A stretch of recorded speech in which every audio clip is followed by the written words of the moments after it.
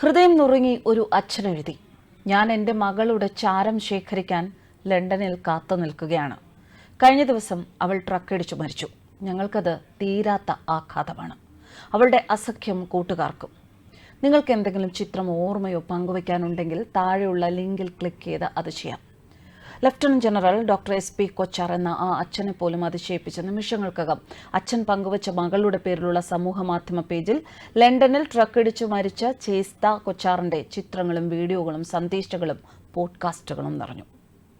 നീതി ആയോഗിന്റെ life mission പദ്ധതിയിൽ അമിതാഭ് കാന്തിന്റെ ടീമിൽ ജോലി ചെയ്യുകയായിരുന്നു ചേസ്ത കൊച്ചാർ എന്ന 33 വയസ്സുകാരി.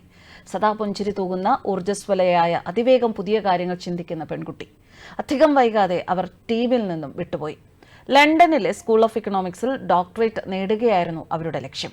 ലണ്ടനിൽ പതിവ് പോലെ കോളേജിൽ നിന്നും സൈക്കിളിൽ താമസ സ്ഥലത്തേക്ക് പോയിക്കൊണ്ടിരിക്കുകയായിരുന്നു. പൊടുന്നനെയാണ് ചേസ്ത കൊച്ചാറിന്റെ ഒരുപാട് കൂട്ടുകാരുടെയും കുടുംബത്തിന്റെയും ഹൃദയം തകർത്ത ദുരന്തം സംഭവിച്ചത്. ഒരു ട്രക്ക് സൈക്കിളടിച്ച് തെറിപ്പിച്ച ശേഷം ചേസ്ത കൊച്ചാറിന്റെ മേൽ കയറിയിറങ്ങി. മോദിയുടെ ലൈഫ് മിഷൻ പദ്ധതിയിൽ പ്രകൃതിക്ക് കോട്ടം തട്ടാത്ത വിധം എങ്ങനെ ജീവിതവും ജീവിത രീതികളും ചിട്ടപ്പെടുത്താം എന്നതിനെക്കുറിച്ചുള്ള പദ്ധതിയിലായിരുന്നു ചേസ്ത ജോലി ചെയ്തിരുന്നത്. പ്രകൃതിയെ യാതൊരു വിധത്തിലും തകർക്കാത്ത സംസ്കാരവും ജീവിത രീതിയുമായിരുന്നു ഭാരതത്തിൻ്റേത്. അത്തരം ചിന്താഗതികളിലേക്ക് പരമാവധി പേരെ തിരിച്ചു കൊണ്ടുപോകാൻ ഉതകുന്ന പദ്ധതികൾ രൂപപ്പെടുത്തുന്നതോടൊപ്പം ഇപ്പോഴത്തെ കാലത്തിനും ഉതകുന്ന പ്രായോഗികമായ ഒരു ജീവിതശൈലി രൂപപ്പെടുത്തുക, ഇത്തരം നിരവധി വെല്ലുവിളികളായിരുന്നു.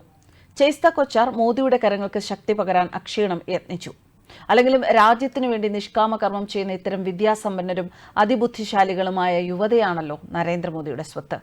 നീതി ആയോഗിന്റെ നഡ്ജ് പദ്ധതിയിൽ ജോലി ചെയ്ത ചേസ്ത ഊർജ്ജസ്വലതയും മിടുക്കിയും ബുദ്ധിശാലിയും പ്രസരിപ്പ് നിറഞ്ഞവളും ആയിരുന്നു.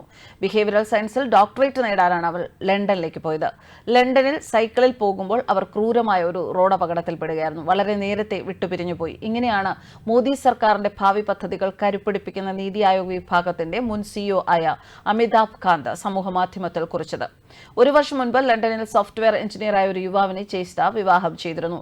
ദില്ലി യൂണിവേഴ്സിറ്റിയിൽ നിന്നും ഇക്കണോമിക്സിൽ ബിരുദമെടുത്ത ശേഷം Chesta Chicago university, Pennsylvania university, Ashoka university എന്നിവിടങ്ങളിൽ ഇക്കണോമിക്സ് പഠിച്ചു. അശോക സർവകലാശാലയും ബിൽ ആൻഡ് മെലിൻഡ ഗേറ്റ്സ് ഫൗണ്ടേഷനും പിന്തുണയ്ക്കുന്ന centre for social and behaviour ചേഞ്ചിൽ ചേസ്ത വൻ സംഭാവനകൾ നൽകിയിരുന്നു. ബുദ്ധിവൈഭവം കൊണ്ടും ഊർജ്ജസ്വലത കൊണ്ടും കലർപ്പില്ലാത്ത ശുദ്ധമായ പെരുമാറ്റം കൊണ്ടും ചുറ്റുമുള്ളവരിൽ മറക്കാനാവാത്ത ഓർമ്മകൾ സമ്മാനിച്ച ഒരു പെൺകുട്ടിയായിരുന്നു ചേസ്ത. ഈ മാസം 19-ന് രാത്രി 8:30-യോടെയാണ് സംഭവം ഉണ്ടായത്. അപകടം നടന്ന സമയത്ത് ഭർത്താവ് പ്രശാന്ത് മുൻപിൽ ഉണ്ടായിരുന്നതിനാൽ രക്ഷാപ്രവർത്തനത്തിന് എത്തിയെങ്കിലും ചേസ്ത സംഭവ സ്ഥലത്ത് വെച്ച് തന്നെ മരിച്ചിരുന്നു. നേരത്തെ നീതി ആയോഗിൽ പ്രവർത്തിച്ചിട്ടുള്ള ചേസ്തയുടെ മരണവിവരം നീതി ആയോഗിന്റെ മുൻ CEO അമിതാഭ് കാന്താണ് സമൂഹമാധ്യമത്തിലൂടെ അറിയിച്ചത്. നേരത്തെ ഗുരുഗ്രാമിൽ താമസിച്ചിരുന്ന Chesta Kochhar London school of ഇക്കണോമിക്സിൽ ഓർഗനൈസേഷണൽ ബിഹേവിയർ മാനേജ്മെന്റിൽ PhD നേടുന്നതിനായി കഴിഞ്ഞ സെപ്റ്റംബറിലാണ് ലണ്ടനിലേക്ക് താമസം മാറിയത്. News desk കർമാനസ്.